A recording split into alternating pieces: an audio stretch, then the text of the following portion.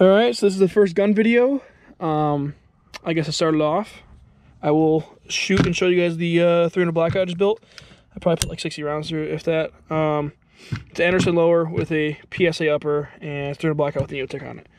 So all in, I'm like $550 in this gun, and it's pretty shoots pretty damn good. It's a 10.5 inch barrel with a Magpul handguard and a SBA 3 brace. So we were gonna load up some Phoenix ammunition, 300 Blackout. It's 220 grain, and we're gonna rock it a little bit. Got some Phoenix ammunition with the PSA Anderson lower, and we're gonna light it up a little bit.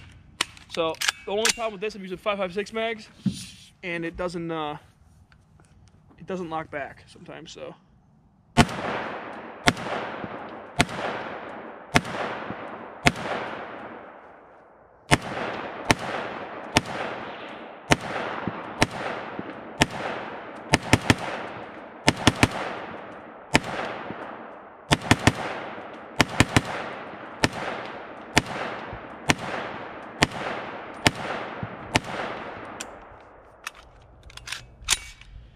So, not bad.